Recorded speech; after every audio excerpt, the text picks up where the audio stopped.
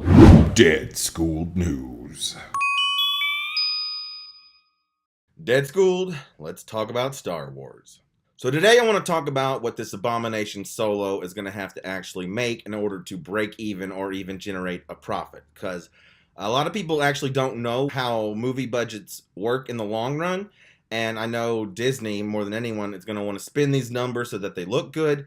So here's how it goes. So basically, when a movie comes out, it has to generate 3 to 4 times as much as the original production budget in order to break even. So a cheaper movie will spend less on advertisement, will be able to cut corners and where they're shooting, and be able to lower that number from 4 times the original budget to 3 times. So that's what we're looking at with Solo.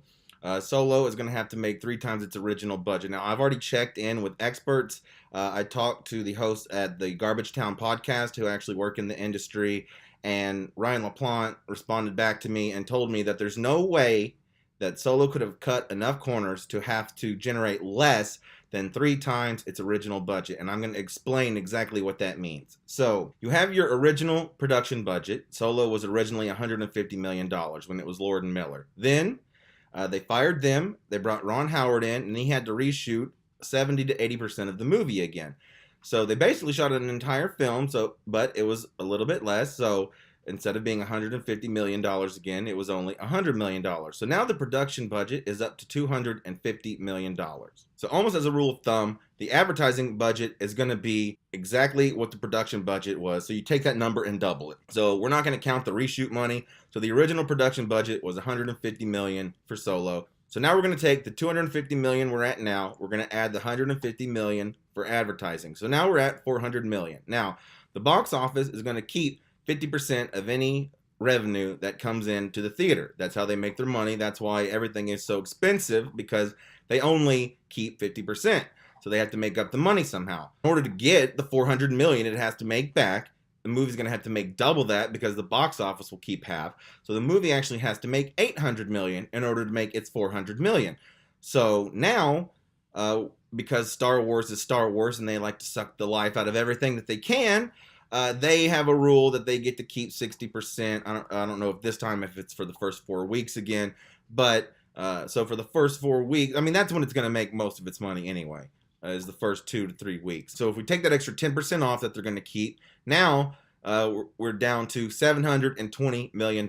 So that's not including the fact that it says over $250 million. We're going to use that as a baseline. That's not including the sticky problems they had with the Solo posters numerous times of both stealing that original artist design and then having to remove the gun. So that might actually be higher, though it could be included. So we're just going to say $150 million for that budget regardless. So it could be higher, but Solo will have to make a minimum of $720 million just to break even. That's not making any gain. That's just people keeping their shirts on. I don't think it's going to happen. The movie is on track. I think it's going to make $250 million worldwide. It might even make less than that. Who knows? If things really go bad, it could just top out at $200 million. So we'll see. But at $720 million, we're looking at a $400 million loss at this point, really. And I got to say, my heart, that really filled me with joy when I did that math. When I realized the second weekend numbers and realized what Solo's on track to make, I was with my friend, and that was, we said in our Solo review, check it out if you haven't seen it, that it didn't rebuild any of the destruction that The Last Jedi had done to me. My heart immediately warmed up. My heart felt the way it felt before I walked into the theater to see The Last Jedi. Once I realized that, and the $300 million didn't do it for me. When I realized they were going to lose $300 million, I was like, that's a really big number. That's huge. And it still didn't do anything. But when I realized it was going to be $400 million, it was like the Grinch. My heart grew 3 sizes that day. All of the destruction is fixed because now I know that it's all going to change. There's no way. Disney stock is dropping. They're losing their minds over there. Kathleen Kennedy has already been fired. It's just a matter of time of when they're going to tell us. And the Rian Johnson trilogy has been canned ever since they brought up the Game of Thrones dude. That was the secret firing of Rian Johnson.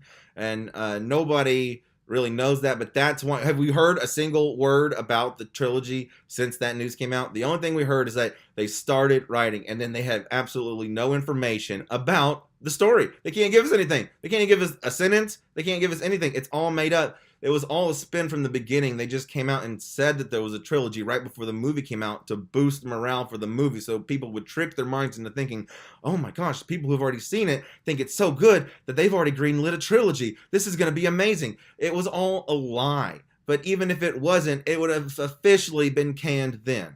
So stay resilient out there. Keep rebelling. The boycott is working. Boycott Solo. Boycott Episode 9 until Kathleen Kennedy is gone. Thank you. Dead Schooled out. Peace.